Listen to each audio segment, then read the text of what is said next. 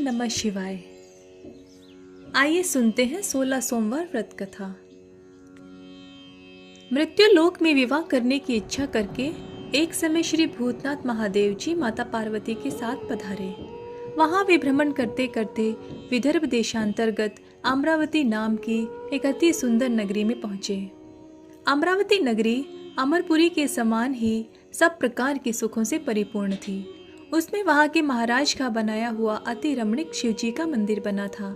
उसमें भगवान शंकर भगवती पार्वती के साथ निवास करने लगे। एक समय माता पार्वती प्राणपति को प्रसन्न देख के मनोविनोद करने की इच्छा से बोली, हे महाराज, आज तो हम तुम दोनों चौसर खेलें। शिवजी ने प्राण प्रिया की बात को मान लिया और चौसर खेलने लगे। उसी समय स्थान पर मंदिर का पुजारी ब्राह्मण मंदिर में पूजा करने को आया। माता जी ने ब्राह्मण से प्रश्न किया कि पुजारी जी बताओ, इस बाजी में दोनों में से किसकी जीत होगी। ब्राह्मण बिना विचारे ही शीघ्र बोल उठा कि महादेव जी की जीत होगी। थोड़ी देर में बाजी समाप्त हो गई और पार्वती जी की विजय हुई। अब तो पार्वती जी ब्राह्मण को झूठ बोलने के अपराध के कारण श्राप देने को उद्यत हुई। तब महादेव जी ने पार्वती जी को बहुत समझाया, परंतु उन्होंने ब्राह्मण को कोढ़ी होने का श्राप दे दिया। कुछ समय बाद पार्वती जी के श्रापवश पुजारी के शरीर में कोढ़ पैदा हो गया। इस तरह पुजारी अनेक प्रकार से दुखी रहने लगा। इस तरह के कष्ट भोगते हुए जब बहुत दिन हो गए तो देवलोक की अप्सराएं शिवजी की पूजा करने उसी मंदिर में पधारी और पुजारी को कष्ट में देखकर बड़े दया भाव से उसे रोगी होने का कारण पूछा। पुजारी ने निसंकोच सब बातें उनसे कह दी। वे अप्सराएं बोली, हे पुजारी, अब तुम अधिक दुखी मत होना, भगवान शिवजी तुम्हारे सारे कष्ट को दूर कर देंगे। तुम सब बातों में श्रेष्ठ 16 सोमवार का व्रत भक्ति भाव से करो। तब पुजारी अप्सराओं से हाथ जोड़कर विनम्र भाव से 16 सोमवार व्रत की विधि पूछने लगा। अप्सराएं बोली कि जिस दिन सोमवार हो उस दिन भक्ति के साथ व्रत करें, स्वच्छ कपड़े पहने, आधा सेर गेहूं का आटा ले, उसके 3 अंगा बनाएं और घी, गुड़, दीप, नैवेद्य, पुंगी फल, बेलपत्र, जनेऊ का जोड़ा, चंदन, अक्षत, पुष्प आदि के द्वारा प्रदोष काल में भगवान शंकर का विधि से पूजन करें। तत्पश्चात अंगाओं में से एक शिवजी को अर्पण करें, बाकी 2 शिवजी का प्रसाद समझकर उपस्थित जनों में बांट दें। अब आप भी प्रसाद लें। इस विधि से 16 सोमवार व्रत करें। तत्पश्चात 17वें सोमवार के दिन पाव सेर पवित्र गेहूं के आटे की बाटी बनाएं। तदनुसार घी और गुड़ मिलाकर चूरमा बनाएं और शिवजी का भोग लगाकर उपस्थित भक्तों में बांटें। पीछे आप कुटुंब प्रसादी लें तो भगवान शिवजी की कृपा से उसके मनोरथ पूर्ण हो जाते हैं। ऐसा कहकर अप्सराएं स्वर्ग को चली गईं। ब्राह्मण ने यथाविधि 16 सोमवार व्रत किया तथा भगवान शिवजी की कृपा से रोग मुक्त होकर आनंद से रहने लगा। कुछ दिन बाद जब फिर शिवजी और पार्वती उस मंदिर में पधारे तब ब्राह्मण को निरोग देखकर पार्वती जी ने ब्राह्मण से रोग मुक्त होने का कारण पूछा तो ब्राह्मण ने 16 सोमवार व्रत की कथा सुनाई। तब तो पार्वती जी अति प्रसन्न होकर ब्राह्मण से व्रत की विधि पूछकर व्रत करने को तैयार हुई। व्रत करने के बाद उनकी मनोकामना पूर्ण हुई तथा उनके रूठे पुत्र स्वामी कार्तिकेय स्वयं माता के आज्ञाकारी हुए। परंतु कार्तिकेय जी को अपने विचार परिवर्तन का रहस्य जानने की इच्छा हुई और माता से बोले, हे माता जी, आपने ऐसा कौन सा उपाय किया जिससे मेरा मन आपकी ओर आकर्षित हुआ। तब पार्वती जी ने वही 16 सोमवार व्रत की कथा उनको सुनाई। स्वामी कार्तिकेय जी बोले कि मैं इस व्रत को करूंगा क्योंकि मेरा प्रिय मित्र ब्राह्मण दुखी दिल से परदेश गया है। हमें उससे मिलने की बहुत इच्छा है। कार्तिकेय जी ने भी इस व्रत को किया और उनका प्रिय मित्र उनसे मिलने आया। मित्र के इस आकस्मिक मिलन का भेद कार्तिकेय जी से पूछा तो वे बोले, हे मित्र, हमने तुम्हारे मिलन की इच्छा करके 16 सोमवार का व्रत किया था। अब तो ब्राह्मण मित्र को भी अपने विवाह की बड़ी इच्छा हुई। कार्तिकेय जी से व्रत की विधि पूछी और यथाविधि व्रत किया। व्रत के प्रभाव से जब किसी कार्यवश विदेश गया तो वहां के राजा की लड़की का स्वयंवर था। राजा ने प्रण किया था कि जिस राजकुमार के गले में सब प्रकार श्रृंगारित हथिनी माला डालेगी, मैं उसी के साथ प्यारी पुत्री का विवाह कर दूंगा। शिवजी की कृपा से ब्राह्मण भी स्वयंवर देखने की इच्छा से राज्यसभा में एक और बैठ गया। नियत समय पर हथिनी आई और उसने जयमाला उस ब्राह्मण के गले में डाल दी। राजा की प्रतिज्ञा के अनुसार बड़ी धूमधाम से कन्या का विवाह उस ब्राह्मण के साथ कर दिया और ब्राह्मण को बहुत सा धन और सम्मान देकर संतुष्ट किया। ब्राह्मण सुंदर राजकन्या पाकर सुख से जीवन व्यतीत करने लगा। एक दिन राजकन्या अपने पति से प्रश्न करने लगी, हे प्राणनाथ, आपने ऐसा कौन सा भारी पुण्य किया जिसके प्रभाव से हथनी ने सब राजकुमारों को छोड़कर आपको वरण किया? ब्राह्मण बोला, हे प्राणप्रिय, मैंने अपने मित्र कार्तिकेय जी के कथानुसार 16 सोमवार का व्रत किया था, जिसके प्रभाव से मुझे तुम जैसी रूपवान लक्ष्मी की प्राप्ति हुई। व्रत की महिमा को सुनकर राजकन्या को बड़ा आश्चर्य हुआ और वह भी पुत्र की कामना करके व्रत करने लगी। शिवजी की दया से उसके गर्भ से एक अति सुंदर, सुशील, धर्मात्मा और विद्वान पुत्र उत्पन्न हुआ।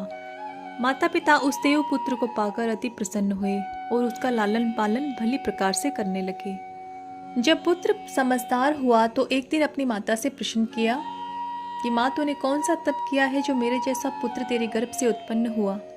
माता ने पुत्र का प्रबल मनोरथ जान के अपने किए हुए 16 सोमवार व्रत को विधि सहित पुत्र के सम्मुख प्रकट किया। पुत्र ने ऐसे सरल व्रत को, जो सब प्रकार के मनोरथों को पूर्ण करने वाला है, सुना तो वह भी इस व्रत को राज्याधिकार पाने की इच्छा से हर सोमवार को यथाविधि करने लगा। उसी समय एक देश के वृद्ध राजा के दूतों ने आकर उसको एक राजकन्या के लिए वरण किया। राजा ने अपनी पुत्री का विवाह ऐसे सर्वगुण संपन्न ब्राह्मण युवक के साथ करके बड़ा सुख प्राप्त किया।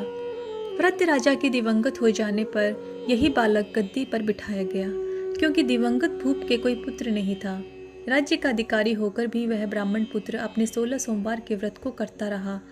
जब 17वां सोमवार आया तो विप्रपुत्र ने अपनी प्रियतमा से सब पूजन सामग्री लेकर शिवालय में चलने के लिए कहा, परंतु प्रियतमा ने उनकी आज्ञा की परवाह नहीं की। दास दासियों द्वारा सब सामग्रियां शिवालय भिजवा दी और आप नहीं आई। जब राजा ने शिवजी का पूजन समाप्त किया तब एक आकाशवाणी राजा के प्रति हुई।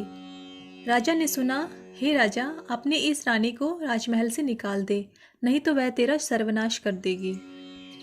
वाणी को सुनकर राजा के आश्चर्य का ठिकाना नहीं रहा और तत्काल ही मंत्रणा गृह में आकर अपने सभासदों को बुलाकर पूछने लगा कि हे मंत्रियों, मुझे आज शिवजी की भविष्यवाणी हुई कि राजा, तू अपनी इस रानी को निकाल दे, नहीं तो ये तेरा सर्वनाश कर देगी। मंत्री आदि सब बड़े विस्मय और दुख में डूब गए, क्योंकि जिस कन्या के साथ राज्य मिला है राजा उसी को निकालने का जाल रचता है, यह कैसे हो सकेगा। अंत में राजा ने उसे अपने यहाँ से निकाल दिया। रानी दुखी हृदय से भाग्य को कोसती हुई नगर के बाहर चली गई। बिना पत्राण, फटे वस्त्र, भूख से दुखी धीरे धीरे चलकर एक नगर में पहुंची। वहां एक बुढ़िया सूत काटकर बेचने को जाती थी। रानी की करुण दशा देखकर बोली, चल तू मेरा सूत बिकवा दे, मैं वृद्ध हूँ, भाव नहीं जानती हूँ।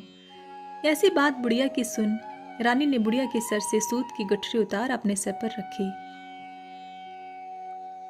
थोड़ी देर बाद आंधी आई और बुढ़िया का सूत पोटली सहित उड़ गया। बेचारी बुढ़िया पछताती रह गई और रानी को अपने साथ से दूर रहने को कह दिया। अब रानी एक तेली के घर गई तो तेली के सब मटके शिवजी के प्रकोप के कारण चटक गए। ऐसी दशा देख तेली ने रानी को अपने घर से निकाल दिया। इस प्रकार रानी अत्यंत दुख पाती हुई सरिता के तट पर गई तो सरिता का समस्त जल सूख गया। तत्पश्चात रानी एक वन में गई। वहां जाकर सरोवर में सीढ़ी से उतर पानी पीने को गई। उसके हाथ से जल स्पर्श होते ही सरोवर का नील कमल के सदृश जल असंख्य कीड़ों से युक्त होकर गंदा हो गया। रानी ने भाग्य पर दोषारोपण करते हुए उस जल को पान करके पेड़ की शीतल छाया में विश्राम करना चाहा। वह रानी जिस पेड़ के नीचे जाती वह पेड़ के पत्ते तत्काल ही गिर जाते। वन सरोवर के जल की ऐसी दशा देखकर गौ चराते ग्वालों ने अपने गुसाई जी से, जो उस जंगल में स्थित मंदिर के पुजारी थे, कही। गुसाई जी के आदेशानुसार ग्वाले रानी को पकड़कर गुसाई जी के पास ले गए। रानी के मुख की कांति और शरीर की शोभा देखकर गुसाई जी जान गए कि यह अवश्य ही कोई विधि की गति की मारी कुलीन अबला है। ऐसा सोच पुजारी ने रानी के प्रति कहा, हे पुत्री, मैं तुमको पुत्री के समान रखूंगा। तुम मेरे आश्रम में रहो, मैं तुमको किसी प्रकार का कष्ट नहीं होने दूंगा। गुसाई के ऐसे वचन सुन रानी को धीरज हुआ और आराम में रहने लगी। आश्रम में रानी जो भोजन बनाती उसमें कीड़े पड़ जाते, जल भर के लाती उसमें कीड़े पड़ जाते। अब तो गुसाई जी भी दुखी हुए और रानी से बोले कि हे बेटी, तेरे पर कौन से देवता का कोप है जिससे तेरी ऐसी दशा है। पुजारी की बात सुन रानी ने शिवजी की पूजा न करने जाने की कथा सुनाई तो पुजारी शिवजी महाराज की अनेक प्रकार से स्तुति करते हुए रानी के प्रति बोले कि हे पुत्री, तुम सब मनोरथों के पूर्ण करने वाले 16 सोमवार व्रत को करो। उसके प्रभाव से अपने कष्ट से मुक्त हो सकोगी। गुसाई जी की बात सुनकर रानी ने 16 सोमवार व्रत विधि पूर्वक संपन्न किया और 17वें सोमवार को पूजन के प्रभाव से राजा के हृदय में विचार उत्पन्न हुआ कि रानी को गए बहुत समय व्यतीत हो गया, न जाने कहाँ कहाँ भटकती होगी, उसको ढूंढना चाहिए। यह सोच उसने रानी को तलाश करने चारों दिशाओं में दूत भेजे। वे तलाश करते हुए पुजारी के आश्रम में रानी को पाकर पुजारी से रानी को मांगने लगे, परंतु पुजारी ने उनसे मना कर दिया तो दूत चुपचाप आकर महाराज के सम्मुख रानी का पता बताने लगे। रानी का पता पाकर राजा स्वयं पुजारी के आश्रम में गए और पुजारी से प्रार्थना करने लगे कि महाराज, जो देवी आपके आश्रम में रहती है वे मेरी पत्नी है। शिवजी के कोप से मैंने इनको त्याग दिया था, अब इस पर से शिवजी का कोप शांत हो गया है, इसलिए मैं इसे लेने आया हूँ। आप इसे मेरे साथ चलने की आज्ञा दीजिए। गुसाई जी ने राजा के वचन को सत्य समझकर रानी को राजा के साथ जाने की आज्ञा दे दी। गुसाई की आज्ञा पाकर रानी प्रसन्न होकर राजा के महल में आई। नगर में अनेक प्रकार के बाजे बजने लगे। नगरवासियों ने नगर को तोरण व बंधनवारों से विविध विधि से सजा। पंडितों ने विविध वेद मंत्रों का उच्चारण करके अपनी राजरानी का आवाहन किया। इस प्रकार रानी ने पुनः अपनी राजधानी में प्रवेश किया।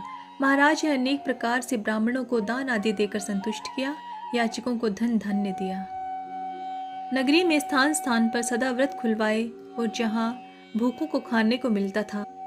इस प्रकार से राजा शिवजी का कृपा पात्र हो राजधानी में रानी के साथ अनेक प्रकार से सुखों का भोग करते हुए सोमवार व्रत करने लगा और विधिवत शिव पूजन करते हुए इस लोक में अनेकानेक सुखों को भोगने के पश्चात शिवपुरी को पधारे।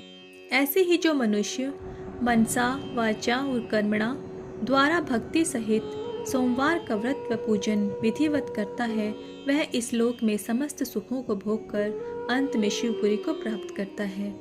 इस प्रकार यह व्रत मनोरथों को पूर्ण करने वाला है।